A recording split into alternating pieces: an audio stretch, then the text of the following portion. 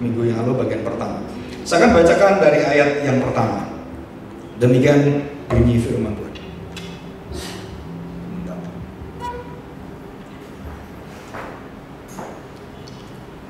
Dan aku mendengar suara yang nyaring dari dalam bait suci berkata kepada ketujuh malaikat itu, pergilah dan tumpahkanlah ketujuh cawan murka Allah itu ke atas bumi. Ayat yang kedua, maka pergilah, saudara perhatikan, malaikat yang pertama. Malaikat pertama dan ia menumpahkan cawannya ke atas bumi, dan timbullah bisul yang jahat. Nah, bisul ini adalah melambangkan penyakit. Bisul ini melambangkan sesuatu yang ada dalam darah manusia, dalam tubuh manusia, yang akan menghajar manusia. Dan sampai hari ini, saudara, penyakit itu tidak pernah ada dan berhenti. Dan penyakit itu akan terus tambah banyak, tambah sulit untuk dikalahkan. Dan itu adalah satu nubuatan dari Tuhan sendiri. Jadi ada bisul yang jahat dan yang berbahaya pada semua orang yang memakai tanda pada bintang itu dan yang menyembah patungnya.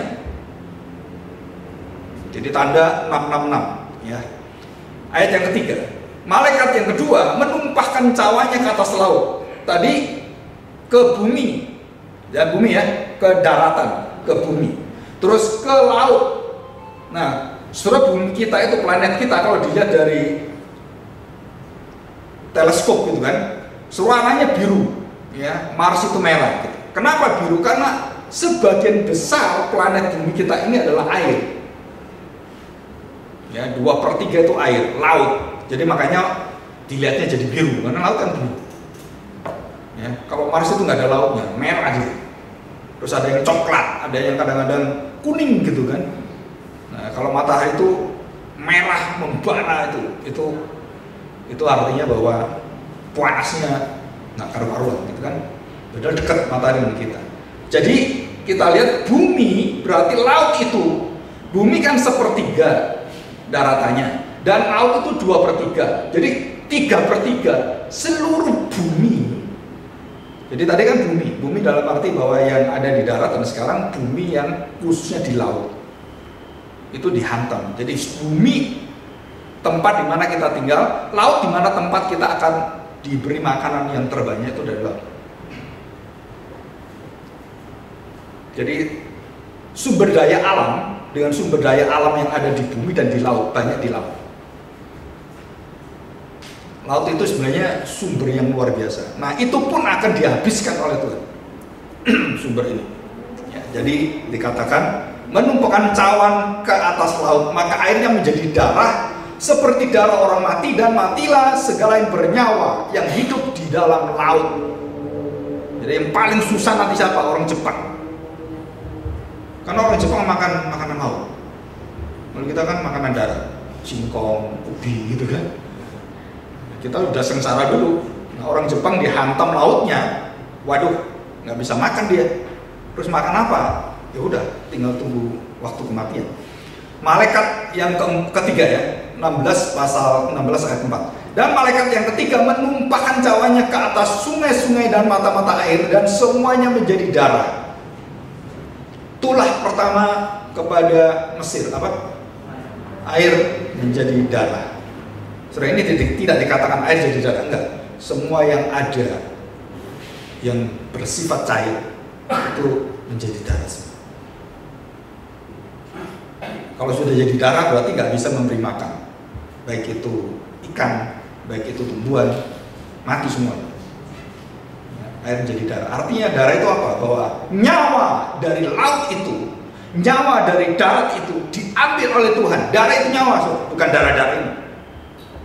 Yang memberi kehidupan itu dicabut oleh Tuhan, dicabut semua. Bayangkan. Jadi nggak ada yang bisa dimakan. Sebenarnya satu sisi ini zaman kayak apa nanti ya? Sebenarnya zaman mengeringan. Jangan masuk zaman itu. Kita bersyukur kita akan ditarik oleh Tuhan, diangkat oleh Tuhan. Kalau enggak, sorry, nggak ada yang selamat. Ya, oke, kita lanjutkan. Sungai-sungai dan mata air semuanya menjadi darah. Ayat yang kelima, dan aku mendengar malaikat yang berkuasa atas air itu. Saudara, setan menguasai pohon, masih ingat kan? Namanya Gunturwu. Terus bagian yang membuat pelaris namanya jin, tuyul, nah gitu kan, yang jilati piring-piring orang sebelum dikasih. Nah, itu kan menurut kepercayaan. Saudara, semua jin-jin, tuyul-tuyul, semua yang makhluk-makhluk halus itu sebenarnya kalau kita kembalikan pada firman Tuhan, itu bentuk dari malaikat jatuh dalam dosa. Semua roh halus itu. Dan itu kenyataan itu ada. Dan Tuhan Yesus berkali-kali bertemu dengan roh-roh ini. Dan dia bisa melihat roh itu, kita nggak bisa. Ada yang bisa melihat nggak roh ini? Roh gentayangan. Bisa berupa manusia, bisa berupa binatang, bisa berupa yang lain. Jadi saudara jangan merendahkan orang yang bisa melihat hal seperti ini. Karena memang bisa. Dan ada orang bisa. Apalagi Tuhan. Oh, lebih bisa, dia menciptakan semuanya. Dia tahu semuanya. Satu orang bisa 2000 roh setan. Satu orang, saudara. Jadi kalau saya dirasuki satu roh, ya kan, masih ringan. 200, wah berat. 2000, waduh, nggak bisa apa-apa. Legion. Saudara, dunia seperti ini, itu yang garap biasanya gereja-gereja karismatik Pentakosta. Nah, gereja-gereja Injil itu nggak pernah garap seperti itu. Nggak pernah memberitakan ini sama sekali. Tapi di kitab Wahyu itu ada semuanya. Ya, kita belajar bersama-sama ya. Nah, perhatikan, ada malaikat menjaga dan berkuasa atas air. Jadi siapa yang menjadikan semua itu jadi merah, menjadi mati tidak bernyawa? Malaikat ini. Dan malaikat ini juga sama. Nanti kita akan lihat, saudara. Saudara perlu belajar Alkitab banyak sekali. Makanya baca Alkitab tiap hari itu kenapa? Karena itu akan memperdalam iman kita sebenarnya, memperkuat luar biasa. Dan apa yang terjadi dengan malaikat yang mendatangkan api ini, yang mendatangkan kemudian berkuasa atas air, laut dibelah. Saudara, yang belah siapa? Malaikat yang berkuasa atas air. Karena ada malaikat berkuasa atas mata-mata air, atas air semuanya. Terus kemudian Sodom Gomora, dan ada malaikat, 3 malaikat dan 1 malaikat diberi kuasa oleh Tuhan mendatangkan api dari langit. Termasuk Elia, nabi yang diberi kuasa mendatangkan api dari langit. Kalau saya dikasih itu, saudara, enak saudara. Ya kan? Bisa mendatangkan air, bisa dijadikan seperti itu, api jadikan itu. Dan malaikat-malaikat itu ada bagiannya masing-masing. Dan ada sebutannya sebenarnya, tapi itu dibuat oleh bapak-bapak gereja. Tapi namanya juga nggak bisa dipertahankan atau dipertanggungjawabkan secara akademis. Jadi malaikat itu ada lebih dari 100 nama-namanya. Ya saya enak sendiri, dibikin sendiri. Ya kalau airo berarti El Airo gitu kan. Jadi dia maunya apa ya gitu. Ya El itu kan Allah, Airo kan air, yang diutus Allah, El Malak Airo gitu kan. Bisa aja saya enak, pokoknya dinamain aja dia mau apa gitu. Nah, saudara perhatikan, malaikat pertama bumi, malaikat kedua laut, malaikat ketiga seluruh yang berkaitan dengan laut dan mengalir kemana itu dimatikan semua. Jadi ini satu perjalanan murka Allah dan marah Allah yang tuntas. Dia marahnya itu bukan marah cuma, enggak, marahnya itu habis-habisan, dihabisi semua. Perjanjian Lama pernah memberikan perintah seperti ini. Tuhan mengatakan, bunuh semua bangsa Kanaan, seluruh bangsa Kanaan, anak-anaknya, cucu-cucunya, cici-cicinya, cucu-cucunya, terus sampai cocoknya semua, bunuh semua.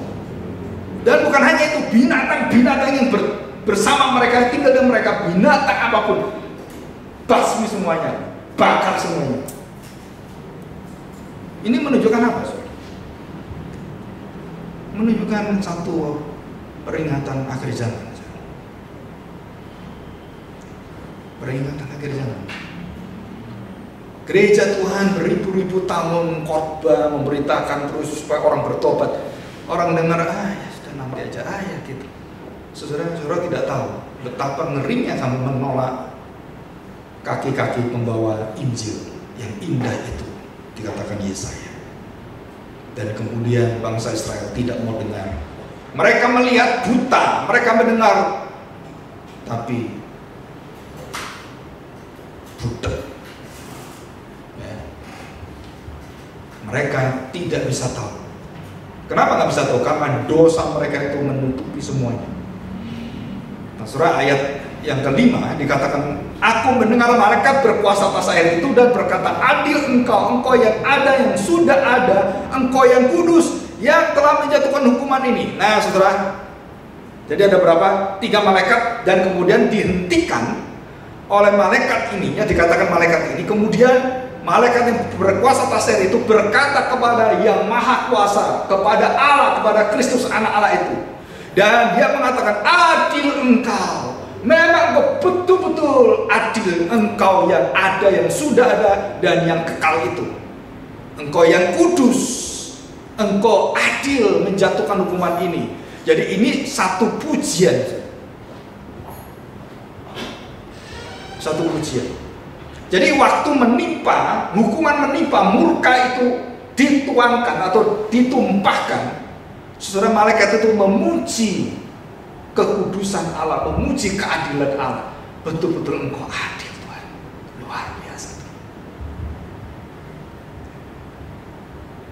Saudara, tidak ada satu dosa pun yang boleh ada di hadapan Tuhan. Dosa apapun. Dan kalau itu numpuk dan Tuhan tanda petik mengizinkan, membiarkan, saudara, itu bukan untuk dia senang-senang. Wah, Tuhan nggak bisa apa-apa sekarang. Mau apa Tuhan? Aku caci maki Tuhan. Tuhan juga diem mana? Saudara, orang pikir bahwa dia sudah terbebas dari hadirat Allah. Belum, saudara. Tunggu kamu nanti. Ada bagian nanti terakhir. Dan orang mau mati itu nggak bisa mati. Orang ketakutan tuh nggak bisa lagi lari kemana. Mau kemana nggak bisa dikejar dengan, saudara, kegentaran terhadap murka Allah. Itu mengerikan sekali.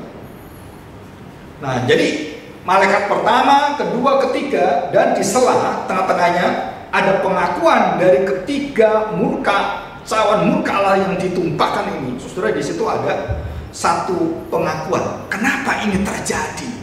Karena engkau adil Tuhan, engkau kudus, tidak membiarkan dosa, dan engkau layak untuk menjatuhkan hukuman ini. Itu karena di dalam diri Allah. Yang kedua, apa sebabnya? Saudara, ayat yang ke-6, karena mereka telah menumpahkan darah orang-orang kudus dan para nabi, engkau juga telah memberi mereka minum darah. Hal itu wajar bagi mereka. Arti minum darah apa? Mereka akan sekarat. Tahu sekarat? Mati, nggak bisa mati. Sampai orang tembak saya. Saudara, saya sering lihat film perang ya. Apakah itu perang Vietnam, perang apapun gitu. Terus tiba-tiba temannya kakinya kena bom, hilang. Terus gitu kan. Terus tiba-tiba ditembak, kan namanya perang kan harus lari kan. Oh, dia ditolong temannya yang cantik dengan dia. Dan temannya nggak tega tinggal. Terus dibawa gitu. Kan kakinya udah kena bom. Terus disuntik anti sakit. Kan itu mereka bawa semua kan, suntik anti sakit, diikat terus dibawa temannya. Saudara, dalam perjalanan itu melawan Jepang, Amerika. Dan tentara Jepang itu tembak, kena tembak dia, kaki yang satu sih, tapi nggak putus, nggak hancur, kena kaki, terus kena pundaknya. Saudara tahu, dalam kondisi seperti darah yang keluar, itu namanya sekarat. Sampai akhirnya temannya suruh berhenti, udah berhenti. Kenapa? Kasih pistol, kamu tembak kalau saya, supaya saya mati cepat. Kalau nggak saya sengsara. Aduh, gimana? Temennya nggak tega. Gila kamu, masa bunuh temen? Nggak mau saya. Kalau kamu nggak bunuh saya, tak bunuh kamu. Saudara, akhirnya demi temannya, demi meringankan sakitnya, dia akhirnya nggak tega sambil lihat, tembak. Sakit jiwa dia. Dan ini satu kenyataan tentara Amerika yang seperti ini. Dan banyak tentara Amerika yang gendeng waktu melawan Vietnam. Karena mereka masuk bawah tanah. Tiba-tiba mereka dibakar seperti itu. Nah, kenapa sampai yang nembak temannya gendeng? Karena itu melampaui moralitas dia, melampaui daripada kemampuan dia menahan semuanya. Akhirnya dia tembak. Aduh, dia kepikiran. Terus dia pikiran, kok bisa saya nembak dia, kok bisa ya? Walaupun saya, dia bertentang, gendeng dia. Dan dia pun pingin mati, nggak boleh mati. Dia minta disuntik mati, nggak bisa, kamu nggak sakit apa-apa kok. Kalau itu ingat lagi, waduh, dia jadi gila. Nah, saudara, di akhir zaman nanti, kondisi kegilaan manusia itu dengan segala sebab kenikmatan dunia itu akan meningkat berlipat-lipat. Negara-negara maju, jangan kita banggakan, waduh China hebat, luar biasa hebat gitu-gitu. Wah, bangunannya itu mega structure-nya, luar biasa itu, bikin jalan tol itu muter-muter ada sekitar berapa puluh putaran itu, dan bikin tol laut, bikin tol antar gunung dengan gunung. Wah, hebat sekali. Tidak pernah ada negara yang bisa seperti itu. Saudara nanti akan lihat, seperti yang saya katakan di Alkitab, teknologi yang canggih seperti itu, tanpa adanya Tuhan, tanpa kembali pada Tuhan, itu akan ambruknya luar biasa. Saudara. Dan kita melihat itu di depan kita. Dan kita ingin menjadi Indonesia emas. Apa tujuan Indonesia emas? Untuk menghancurkan bangsa Indonesia, atau untuk membawa bangsa ini menyembah Tuhan? Apa yang dikagumi? Sekarang Korea goncang semua.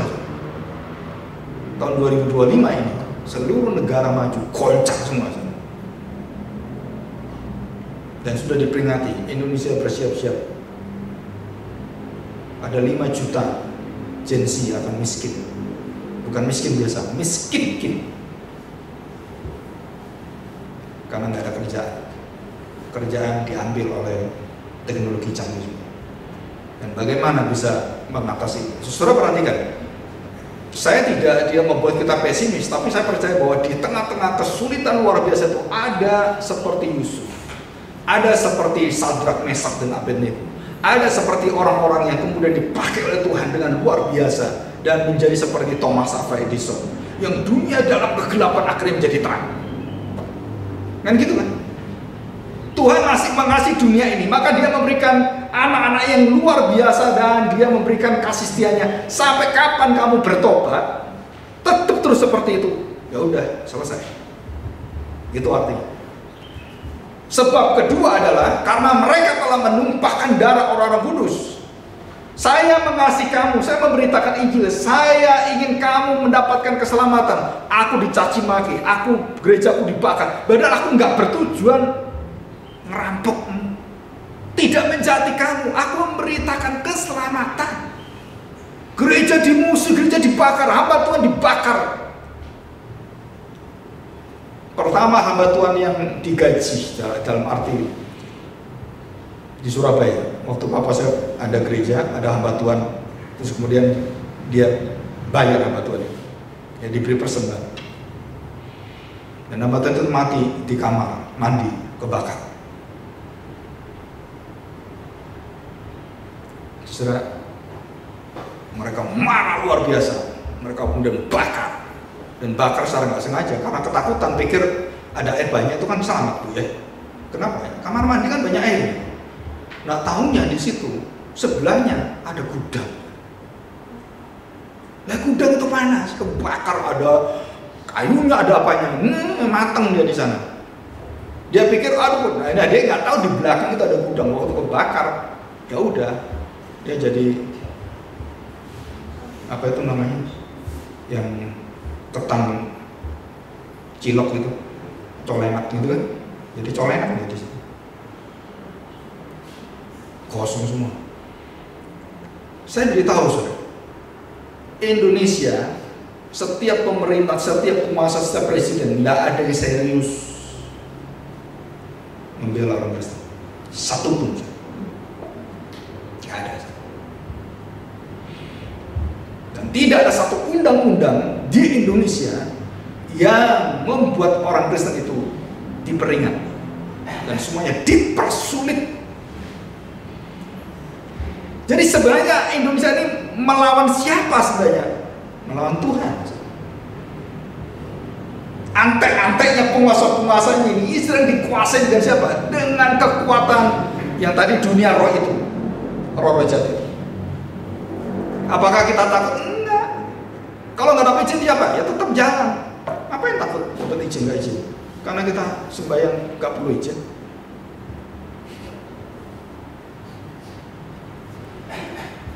Tetap aja ibadah. Nah, saudara, dikatakan orang-orang kudus, para nabi, dan Tuhan memberikan darah itu, nyawa itu, suruh minum. Artinya apa? Kamu akan menderita sengsara selama-lamanya. Kamu nggak menderita. Kamu menderita selama-lamanya. Ya, gereja menderita, hanya sesaat dia mati, jadi martir, dibakar. Oke, sesaat. Tapi kamu menderita selama-lamanya, dan kamu akan minum darah selama-lamanya. Darah apa? Kutukan, laknat. Yang diminum oleh Kristus, yang diambil oleh Kristus itu diminumkan kepada setiap orang yang tidak mungkin mereka bisa minum. Engkau tidak mungkin meminum cawanku yang aku minum. Tapi cawan yang aku minum ini, aku akan menelan kekuatan maut. Cawan itu yang diminum oleh Tuhan itu diminumkan kepada semua orang. Tanda matilah semua dan menderita selama-lamanya. Gimana menderita selama-lamanya? Saya pernah buka satu satu riwayat bajingan-bajingan yang dibuang dan disiksa, yang dibuang dari mulai penyiksaan sampai kepada yang paling serem, yang paling mudah. Kenapa? Saudara, di China itu ada hukuman aneh, hukumannya bukan disiksa, bukan, enggak. Kepalanya diikat dan dikasih air dari tong satu tetes, cuman gitu aja. Waktu dikasih pertama tertawa orang. Hukuman apa ini?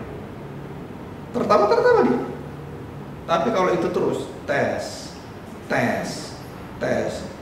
1 jam, terus 2 jam, 3 jam. Wah, saudara. Dan tambah lama, satu ketus, satu tetes itu kena kepalanya aja, dung, kayak film kartun. Satu tetes, itu rasanya kepala itu, syaraf-syaraf itu mau rontok semua. Tetes lagi, sampai akhirnya gila.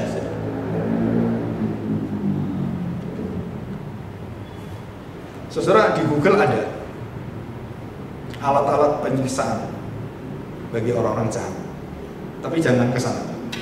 Ya. Kenapa? Nanti tadi ya kayak anak-anak tadi kan, gimana saya nyiksa guru saya? Itu kejam. Dan ada game-game yang kejamnya luar biasa. Tadi 2 hari yang lalu saya mendengar 2 berita. Anak umur 11 tahun perkosa anak umur 10 tahun dan dibunuh. Bagi pemerintah Indonesia, itu kecil. Itu gunung es, saudara. Itu kejahatan. Itu di belakangnya, di bawahnya tuh. Itu yang memproduksi kejahatan. Itu bukan anak kecil. Itu yang main game, yang membuat pornografi itu. Saudara, itu yang bertanggung jawab, saudara.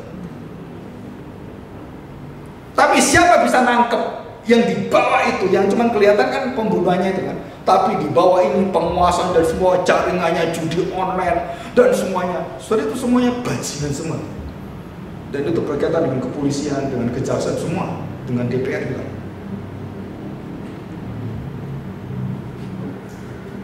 Dan ini struktural. Crime struktural itu nggak bisa dilawan dengan satu manusia lawan, nggak bisa. Kenapa? Ini struktur. Oh, ini anak buah saya, ini tak saya supaya dia turut saya taruh sini, taruh sini. Dia kuasai Indonesia semuanya dan dia permainkan semua. Kenapa? Karena saya kuasai sistemnya. Oh, so ini kejahatan ini sangat mematikan. Dan itu sedang terjadi di negara kita. Ya, malaikat yang ketiga. Jadi 3 selesai, sudah di situ kemudian malaikat yang ketiga mengatakan itu. Kenapa? Karena Tuhan itu adil. Kenapa adil? Karena engkau bunuh, engkau rajam, engkau bakar anakku, engkau bakar gerejaku, engkau menghina aku, engkau menolak aku. Nah itu Tuhan. Jadi rasanya Tuhan itu kayak orang itu yang marahnya tuh numpuk. Papa saya itu nggak pernah marah. Seumur-umur saya lihat marah itu, paling marah itu baru satu hidup kejadian hidup saya. Itu lihat papa saya marahnya luar biasa. Dan marahnya kepada anaknya yang paling dimanja. Anak yang paling dikasih. Nah, seorang anak yang paling dikasih dimanja itu yang paling menyakitkan hati. Dan itu terjadi secara hukum tak bertuai.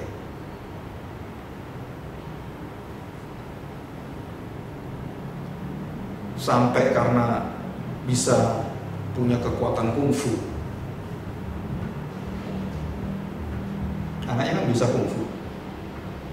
Sekarang saya bisa ngomong bapak saya, kenapa? Saya bisa kungfu. Berani, kungfu.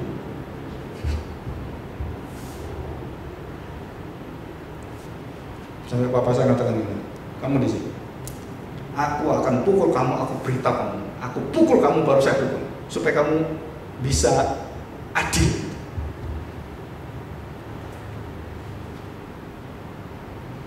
Begitu diberitahu, siap. Oke, 1, 2, 3. Hantam apa saja. Namanya orang itu kan gerakan banyak tipuan. Buah! Mau tolak gini pada sini. Mau lagi? Kamu pikir kamu bisa kungfu? Memang papamu nggak bisa kungfu. Kamu siapa? Baru yang namanya jago kalau udah kalah itu kan kukurnya gini.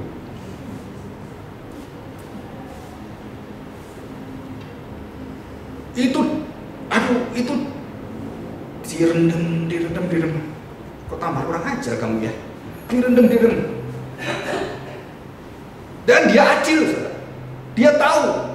Ya kalau kamu tak, ya kamu nanti ngomong, ya karena saya nggak siap gitu. Oke, kamu siap aja. Saudara, Allah itu sama. Waktu papa saya pukul anaknya, dia ngomong apa? Aku tuh mengasihi kamu, tau nggak? Siapa yang didik kamu kalau bukan papamu? Saudara, banyak anak dididik orang tua itu banyak nangis kenapa gitu? Pikirnya jahat mamanya, jahat papanya. Bukan, saudara. Itu karena engkau sedang diberi bapak yang bisa ngerti kamu, bisa mengajar kamu. Itu bapak yang ingin kamu baik. Setelah dia besar, kita baru tahu, iya benar bapak ya. Coba kita dulu ya layangan terus, mainan terus, jadi apa kita? Seperti itu. Apalagi Tuhan, dan Tuhan itu sabarnya lebih dari papa saya. Ini ribuan tahun, nunggu dari Kain dan Habil, nunggu daripada zamannya nunggu semua zamannya, terus ditunggu sampai akhir zaman. Dosa numpuk sampai nembus ke surga. Sodom Gomora, dosanya itu nembus ke surga. Aku mendengar teriakan dari bawah. Manusia berteriak kepadaku. Seperti Siwa. Dewa Siwa kan kayak gitu. Pernah dengar ya? Akhirnya gak tega dia. ini bukan, ini keadilan Allah. Dan kemudian setelah dengarkan, Tuhan kemudian hantam dan Tuhan beri kesempatan tetap. Sodom dan Gomora bukan Tuhan tidak beri kesempatan, waktu untuk bertobat, peluang untuk semuanya. Tuhan kasih. Kau tahu Pak, Lot dengan keluarganya pemberita Injil. Saudara baru tahu sekarang. Lot dan keluarganya itu orang-orang memberitakan keselamatan dari Tuhan yang dimiliki dan dijanjikan pada Abraham, dan Lot tahu dan Lot beritahukan itu. Tidak ada yang bertobat. Tidak ada yang bertobat. Nuh juga nggak ada yang bertobat, cuman anaknya, mantunya, 3 orang, 6. Nuh dan istrinya 8 orang. Bahkan Tuhan hempaskan seluruh manusia, dia lebih cinta binatang. Gitu kan? Binatang disediakan. Manusia jahat lebih rendah dari binatang di hadapan Tuhan. Nah, saudara, kita lanjutkan. Coba kita lihat ya. Nah, kita akan lihat gambar nanti. Kita masuk gambar yang pertama. Nah, ini. Saudara, saya cuma ingin apa ya? Ini suatu gambaran. Rasul Yohanes waktu melihat bagaimana dunia di dalam kehancuran yang luar biasa, dan termasuk Elia, Nabi Elia, Yusuf melihat ini semua. 7 tahun dalam kelimpahan dan 7 tahun di dalam kekeringan, dan tidak ada hasil apapun, dicabut oleh Tuhan semua. Jadi Tuhan sebelum mencabut semua yang berdarah, yang nyawa di bumi, di laut, dan mata-mata air itu, saudara, Tuhan memberikan kelimpahan bagi orang percaya untuk dikumpulkan dan menjadi berkat dan disalurkan untuk pertobatan. Itu tujuan untuk pertobatan. 7 tahun kelimpahan itu untuk menyatakan Allah memimpin bangsa yang besar. Saudara, saya senang dengan gambar ini. Kenapa? Karena itu berasal dari kuasa Maha Tinggi. Seluruh kejadian yang ada itu titik pusatnya itu di surga semua. Ini gambarnya. Apakah itu Musa, apakah itu Elia, apakah itu Yesaya, sama. Yesaya terjadi, Yeremia terjadi, Yesaya terjadi, Elia terjadi, semua terjadi. Nanti ayatnya saya bacakan semua. Ayat-ayat Tuhan membinasakan manusia. Bukan nanti akhir zaman, saudara. Pada zamannya perjanjian lama sudah ada semua. Dan bagaimana waktu Musa memerintahkan itu yang terakhir, yang dibawa itu, malaikat maut yang datang, dan kemudian anak sulung cabut oleh Tuhan. Ya. Dan bagaimana Fir'aun marah luar biasa. Anaknya itu, titisan dewa itu. Kenapa dewa tidak melindungi anak saya? Dari yang pertama air jadi darah, dan anak dicabut nyawa. Semua darah nyawa semua. Dibuka dengan nyawa, ditutup dengan nyawa. Tuhan Yesus juga sama, lahir darah, lahir keluar. Betul kan? Orang melahirkan darahnya keluar, dan Yesus mati darahnya keluar, dan lahirlah kelahiran baru. Dan ini semua tanda sama. Setelah selanjutnya kita lihat ya foto selanjutnya. Ini adalah malaikat Yahweh yang berperang kepada Assyria, dan nanti minggu depan kita belajar tentang Harmagedon. Wah, super, ini luar biasa. Ya, saya khotbah Harmagedon ini baru 2 kali nanti ya. Pertama pada eskatologi, dan ini nanti minggu depan kita akan belajar apa itu Harmagedon yang banyak orang di YouTube semuanya itu banyak ngawur, kecuali beberapa yang dari Amerika. Ya, itu masih bagus itu ya. Tapi yang dari Indonesia itu ngawur semuanya. Terlalu literal, terlalu dijadikan literal. Nah, saudara, ini kita lihat.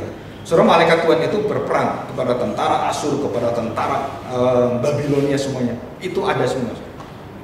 Ya. Di sini. Dan bagaimana 185.000 orang itu dikalahkan dengan satu malaikat dalam sekejap. Flash. Superman.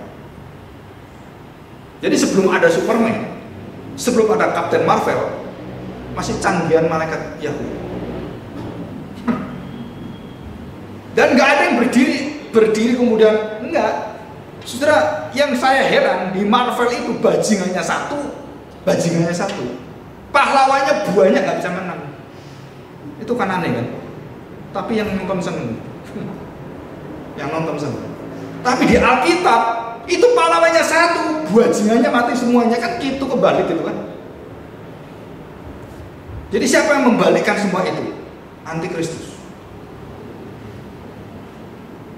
Konsep ini semua dibalik oleh siapa? Ya, yang antikristus. Kebaikan itu dibalik seperti ini, kejahatan itu jadi baik, baik jadi jahat, nah, semua dibalik semua. Ya.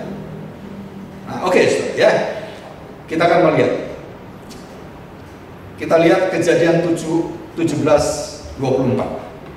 Ya, ini supaya cepat aja. Kejadian 7:17. 40 hari lamanya air bah itu meliputi bumi. Air itu naik dan mengangkat bahtera itu sehingga melapung tinggi dari bumi. Ketika air itu makin bertambah-tambah dan naik dengan hebatnya di atas bumi, terapung-apunglah bahtera itu di muka air. Dan air itu sangat hebatnya, hebat.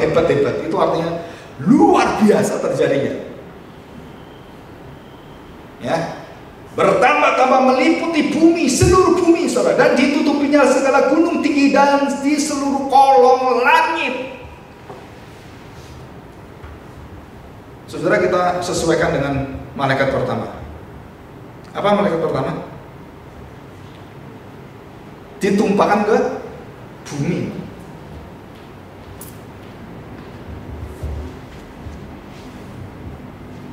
Saudara, ini juga sama. Dari mana?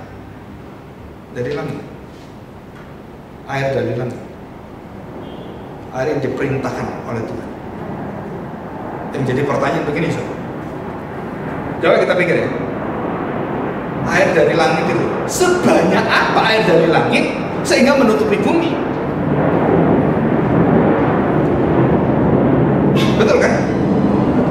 Kalau ada gunung segini, gunung 10.000 kilo, 10.000 meter, 10 kilo, ada yang 12 kilo, gitu kan? Ada yang berapa yang tinggi-tinggi. Terus diukur, air di laut berapa kilo?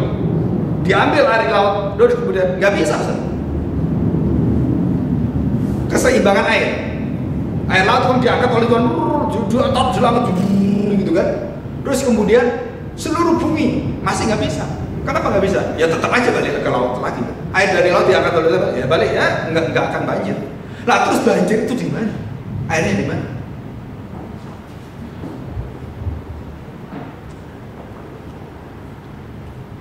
Orang Israel menemukan di Afrika. Afrika sekarang kebanjiran air bersih. Kita yang banyak pohonnya, air nggak ada. Aneh Indonesia ini. Cari air susah, kemana Jakarta susah. Di Afrika air itu berlimpah-limpah. Kenapa? Dia ambil dari langit. Teknologi yang baru. Maksudnya otak kita nggak nyampe. Otaknya orang Israel nyampe. Jadi orang Israel itu mengambil air untuk orang Afrika dari mana? Bukan dari laut, dari langit. Dan langit itu banyak airnya. Kalau nggak ada banyak airnya, kenapa ada hujan? Kenapa ada badai? Ya, nanti tanya aja pada yang pintar. Saya kan nggak urusan itu. Saya cuma nyatakan ini loh. Kondisinya seperti ini. Air dari langit menutupi seluruh bumi. Kejahatan itu dihabisi oleh Tuhan dengan apa? Dengan kekuatan alam semesta. Bukan kekuatan dari Tuhan, bukan, saudara. Saudara, dengar saya. Bukan kekuatan kuasa Tuhan, bukan. Ini alam digerakkan, mati. Bukan setan melawan Tuhan. Ayo, ada hadapan, mati. No. Setan itu nggak perlu dilawan Tuhan dengan seperti tinju di ring gitu. Ayo, tawar-tawaran gitu kan, tuker-tukeran, pukulan. Setan kau, bukan gitu. Tuhan tinggal katakan, matilah, mati. Perlu cuma sabda aja, matilah, mati. Tuhan tidak perlu seperti kita latihan dulu, training, supaya bisa ngalahin iblis. Nggak perlu, Ustaz. Kuasa Tuhan maha kuasa, maha kuat, maha sekali-kali. Dia perintah, minggir setan. Nyalakan, nyala setan. Kita, dalam nama Tuhan Yesus. Setannya tertawa dengan kita. Ada orang kerasukan diusir dalam nama Tuhan Yesus, tertawain.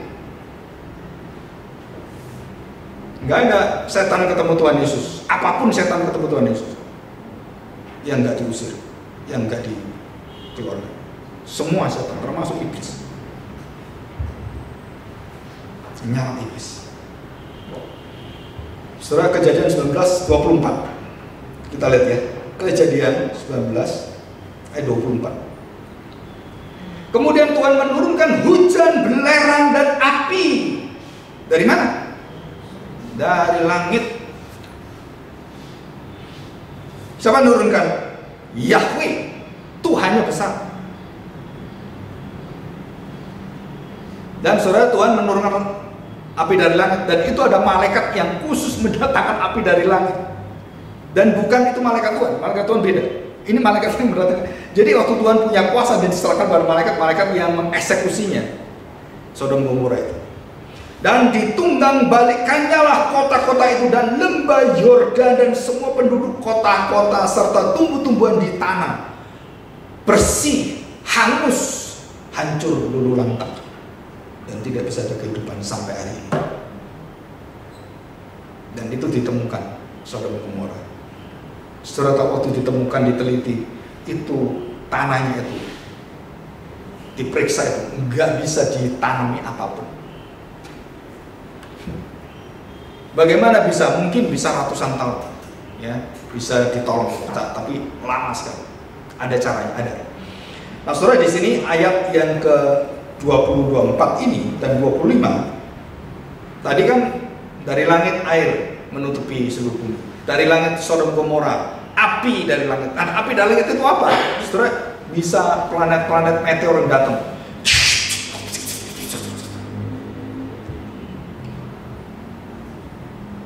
Dan bisa manusia bikin. Saudara, di laut Alaska, nanti di Google ada, saudara, ada satu lubang besar sekitar 120 km.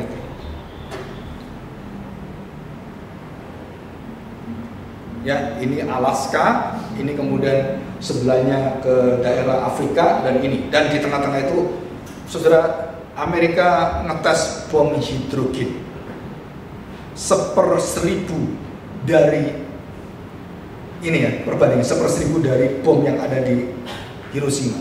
Hanya 1/1000 hidrogen diambil dan kemudian diledakkan. Saudara, laut itu langsung bolong 100 kilo lebih. Dan sampai sekarang kalau dilihat dari Google itu kelihatan. Dan bukan hanya 100 kilo, 200 lebih kilo itu. Ada orang Jepang sampai cari ikan, jadi nelayan. Saudara, nelayan beberapa kapal itu yang mungkin pada waktu kapalnya udah bagus gitu. Makanya mereka bisa jauh. Kena hempasan itu, 2 langsung mati. Kena bom hidrogen. Dan semua yang ada di situ melepuh semua. Dan ada saksi hidupnya semua. Jadi saudara, bom dari langit, yaitu api dari langit, dan manusia sekarang bisa memproduksi api dari teknologi bom hidrogen. Yang terbaru adalah generasi kelima. Jadi bom pun ada generasi, ada anak cucunya, ya. Kita belajar, bom itu punya anak cucu. Semakin anak cucu turun, semakin hebat, dan ledakannya itu semakin wah, saudara. Nah, kalau bom hidrogen, Rusia sudah punya, China sudah punya, terus Korea Utara sudah punya, Amerika sudah punya. Nah, kalau ada sekitar 100 bom hidrogen, itu kalau 1/1000 dan kalau itu utuh, apa akibatnya? Hancur, bumi terbelah semua hancur. Dan bukan hanya itu, saudara. Bukan hanya hancur. Apakah ini akan terjadi nanti? Semua yang ada di laut mati semuanya. Dan kena radioaktif.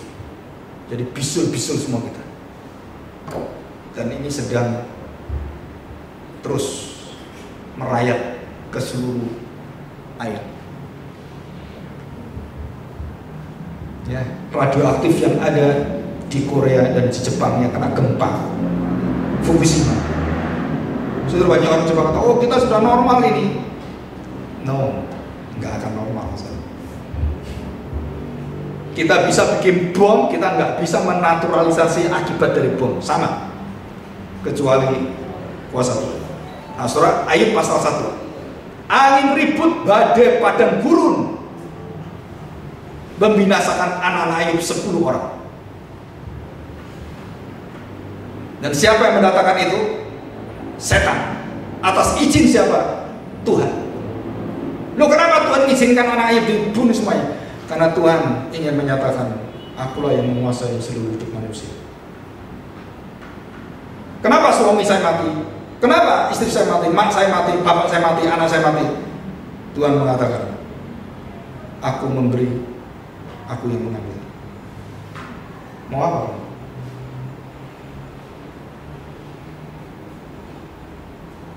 Apa hal? Dan Ayub mengatakan kalimat itu setelah anaknya 10 mati. Kamu gila. Masa kita mau terima yang baik, yang tidak baik kita mau terima? Dan Ayub sadar gitu. Nah, surah Bilangan, nah ini ya yang serem ya. Kita lihat Bilangan. Bilangan 31, 16 ayat 31.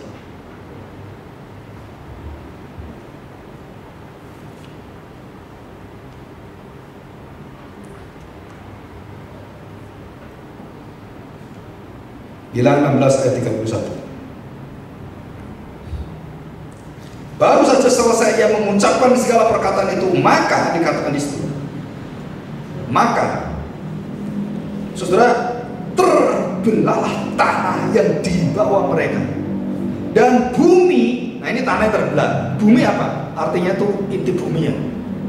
Dan bumi membuka mulutnya. Wah, gitu kan? Jadi bibirnya buka, bumi itu kayak kerongkongannya gitu, gitu kan.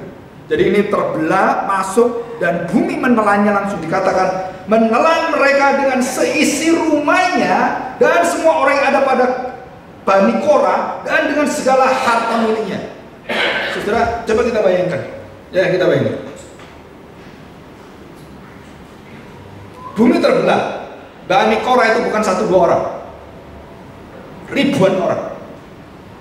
Dan tanah rumah mereka bukan 1 tempat 2 tempat, dan itu hampir sekampung. Bayangkan, hampir sekampung. Dan sebelum Tuhan menelan mereka, bumi itu menelan mereka, Tuhan perintahkan pada Musa, yang ikut kamu cepat suruh ke barisan, ke tempatmu. Mereka kemudian mereka pisah. Nah, waktu berpisah itulah tempat di mana mereka ada, saudara. Dan dikatakan oleh Tuhan, mereka kemudian dibukalah bumi itu, mulutnya. Dan saudara, semua turun ke bawah. Dan bukan 1 orang, ribuan orang ditelan bumi.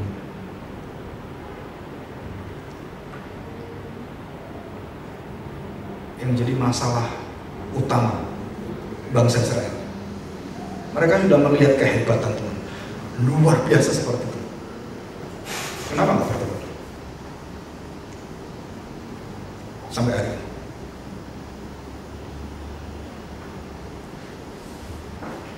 Saudara, kalau udah keras hatinya, mujizat itu semakin diperluas oleh Tuhan, semakin diperbanyak oleh Tuhan. Bukan untuk mengeraskan hatimu tujuannya, untuk melembutkan hatimu. Bagi orang-orang yang terpilih, Roma 8:28. Betul kan? Hari Kamis, itu rahasianya. Sudah dengar hari Kamis, ada 3 set. Bagi orang-orang yang dikasih Tuhan, yang dipilih, dan bagi orang-orang yang mengasihi Allah,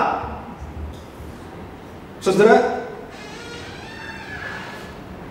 orang-orang seperti itu yang dibuang oleh Tuhan. Tuhan beritahukan nih, Dan itu kejadian kecil Bani Korah itu. Melawan Musa, mencaci maki Tuhan, dan Tuhan buka pelan-pelan semuanya.